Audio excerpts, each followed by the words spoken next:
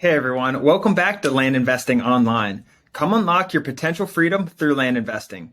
Here at Land Investing Online, we teach students how to profitably buy and sell vacant land. This is the simplest, least competitive, and most profitable sector of real estate. To learn more, visit landinvestingonline.com. We even have a free Discord with tons of successful investors, including Ron and myself. Come learn from the best. Please subscribe and like this video, Apple Podcasts, Spotify, whatever you guys are listening on. It drives this business forward and it means a ton to Ron and I. As always, guys, I'm Daniel Apke, joined again by my brother and business partner, Ron Apke. Welcome back, Ron. Hey, Dan, good to be here. Today, we're going to talk about the future of land investing. And to get started, before we get into that and what land investing will look like in 5 years, let's go over a question from today's featured member. The question is, I just got my first purchase agreement back and I like the deal a lot, but want to get a realtor's opinion first. Should I send a title while I'm waiting for a realtor's opinion? This is a coaching student's question. I like this. This is a really good question. Go on, Ron, answer this one. Yeah, I like this. This is I think we've been having some really good questions on here, and it just seems like the community is really learning a lot. Yeah, that's it's a difficult question to answer because you don't want to, if you feel, make sure you do your due diligence with us, send it to us, see what we think about the deal, put it in the Wednesday call so you can see us go over the deal. I think that's going to be really good. And I value that a ton. Realtors' opinions are great. Like when you're getting deal funding, stuff like that, using a realtor's opinion to help yourself get deal funding is really good. But if you believe in the deal, if you reach out to other land investors who believe in the deal, unless there's a specific aspect of the land that you're like, you need a realtor to go look at the land because you're worried about something, I would send it the title and get started. If you feel good about the deal, if other land investors feel good about the deal, let's move this forward. That's really exciting. Congrats on your first purchase agreement. It sounds great, but shoot it over to me or Dan or both of us, and we'll take a look as well. Absolutely. Congratulations on your first deal. I know this member's working really, really hard. They're a coaching member of ours and they're crushing it. Results wise, they're not crushing it yet because they just started, but they got this under contract and a few more months, they're going to be steamrolling down. Let's get into today's show, the future of land investing. What will land investing look like in 3 years, 5 years, 10 years? And really, Ron, I think we just got this because it's the common question we get. It's just what's land investing going to look like? Is it too competitive? So let's start there, Ron. Right now in today's state, and I want you to bring up that thing from 2019 or 2020 you talked about last week, where how the person had the same questions that we hear now back then, and talk about that a little bit. But is it too competitive right now, Ron? And is it going to be too competitive here shortly? I think that's just such a common question we get. Yeah. Honestly, with this title, I wasn't 100% thinking about the competitive nature of it. I'm just thinking about how things are going to be done a little differently. But going into the competitive, because I think that's definitely part of it. Yeah, there's going to be more people that enter space naturally when you can buy something. And we still are doing it every single month, every week, pretty much every week, buying for 30,000, selling for 100,000. People are going to flock to the industry, Dan. Like it's just natural. A lot of people are going to leave the industry as well.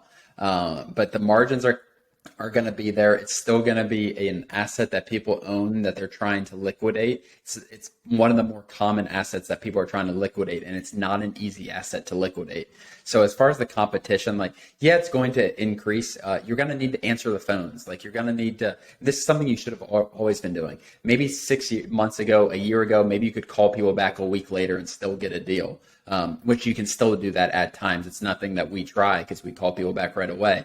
But, it's something you're going to have to be responsive. You're going to have to know how to evaluate land. I don't think any of that's really going to change. You're going to have to run a good business. I think what it might eliminate, Dan, is the competitive nature of it. I think it might eliminate the people who are just doing this very not even like a side hustle, less than what I would call a side hustle. I think it's going to be the businesses that thrive in the next 3 to 5 years.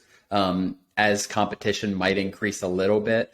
But what are your thoughts on that, Dan? I like that point as far as, I don't know. I don't think you can just do this an hour a week or something like that without any systems and then try to get a deal a month or something like that.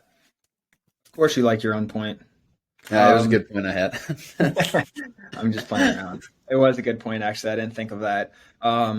Yeah, like the sustain at the end of the day, the sustainable, well-oiled machines are going to survive through anything. Whether we turn into Venezuela in 2017, which was just a collapse of their whole economy.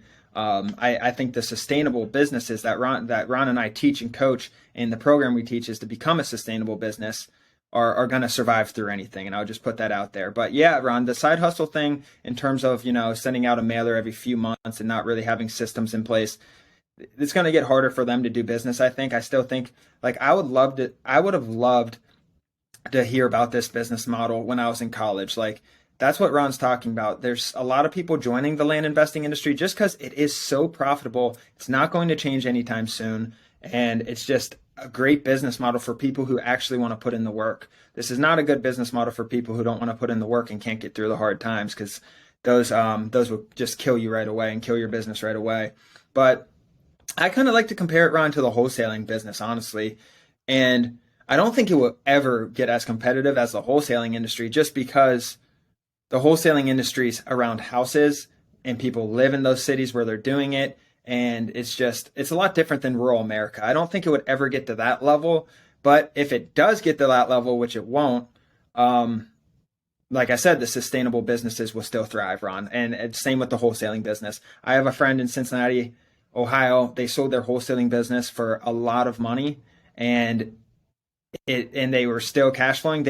So they sold it, started a new one as well, and the new one's doing well also. So like if you can survive and get business in this climate with wholesaling, how it has been the last 24 months, you're going to be able to get business always. And land investing is never going to get that competitive either. And the margins, and it's much more simpler, are much better. Hmm. No, I like that a lot. And yeah, I just think that's something that we are constantly pushing. We have a really exciting interview here in a couple weeks for you guys, that's going to talk about systems, that's going to talk about actually being a business. He's outside of the land industry. So just listening to people like that, learning from people who are running a business opposed to like it being a side hustle. I know it's difficult to think about because you can do this as a side hustle right now and make six figures. But I think it's going to become more difficult as time goes by. We're currently investing $50,000 into our CRM. It's not going to help us make more money this year, but next year, 2024, it's going to help us scale. It's going to help us add, as you guys keep asking for, us adding other ways of marketing and other ways of acquiring land. That's something we are currently working on, but we want to make sure it's ready to go before we start teaching something or anything like that. But I do think the side hustles are going to maybe struggle here in the next 18 months, Dan. Yeah, yeah, exactly. Inside, I think if you take it seriously, you can still have it as a side hustle. Like most of our students are taking it seriously, and members are taking it seriously, but they have other jobs and stuff as Yep. well. It's about, like Ron said, creating systems, and everything you do needs to be looked at like a sustainability standpoint, I think. And the more competitive it gets, and the more it changes, I like we always say, niches and location expertise will become more valuable just like wholesaling. If you're in Cincinnati, Ohio, and you mastered the zip code of 45212, which is where we have a couple places there, that's why I said that one. If you master that in wholesaling and you know the price, someone can call you with a two bed, one bath, 1,100 square feet, tell you the street it's on, you know exactly where it's at, give them an offer on the phone, pending on the condition it's in. Go there, see the AC's out, take out 8,000 bucks, blah blah blah blah. Just have that whole system in place. Who's going to come and stop you? I mean, at that point, like you're going to get those calls back. You're going to be able to close them right away. It really separates yourself. And Ron, you kind of wanted to take this in another direction. I'm going to leave it with you to get that started. Yeah, I think what different ways of acquiring, Dan. Like that's what I think people want to hear about. That's what I think.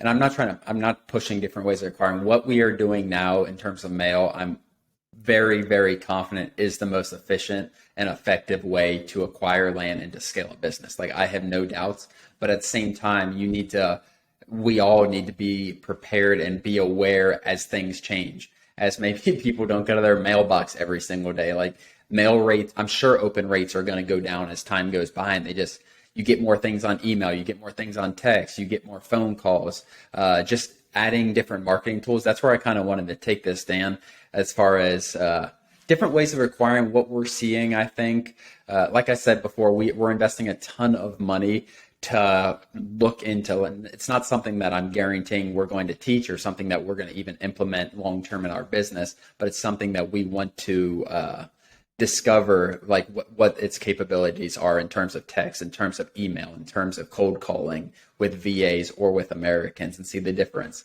But what are your thoughts on that whole aspect? And I'm not talking about, guys, I'm just so you know, I'm not talking about 12 months, 24 months.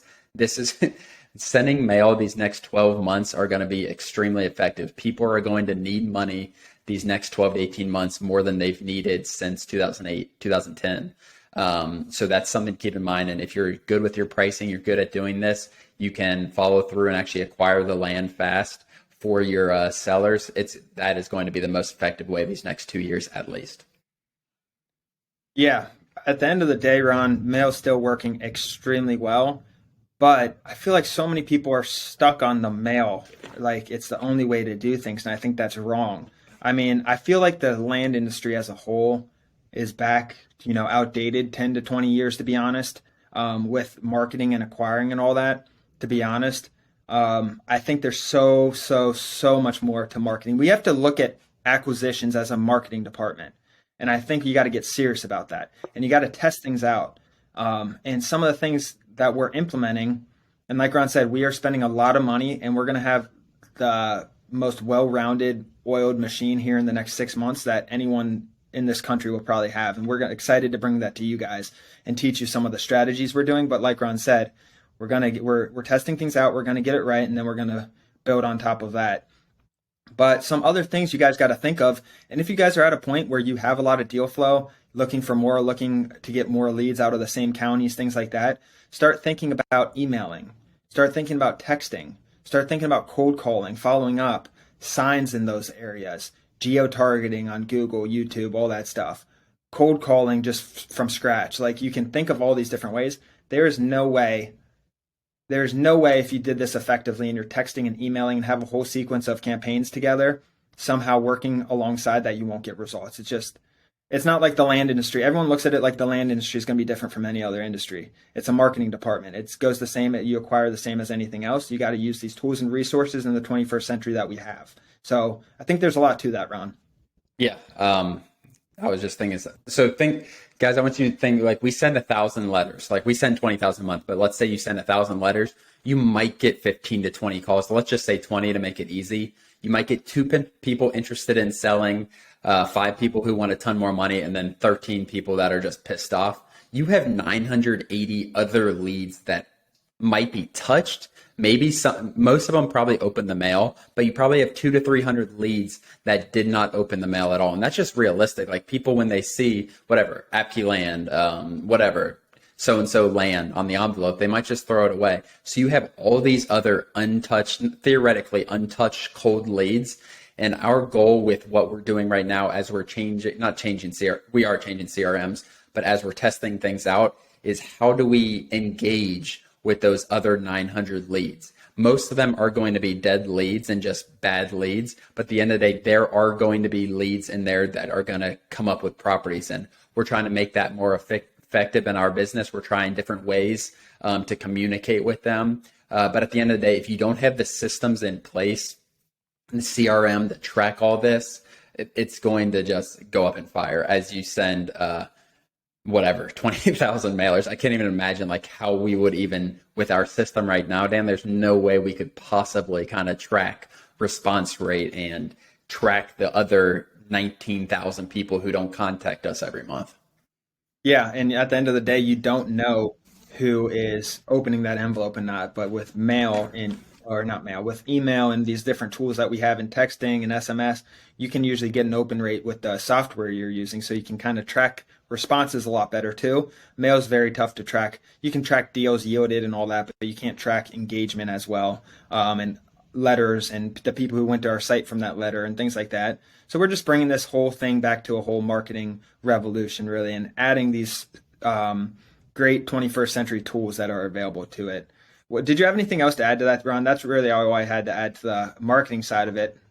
No, I think that are we ending here, Dan? I had a couple more things to add.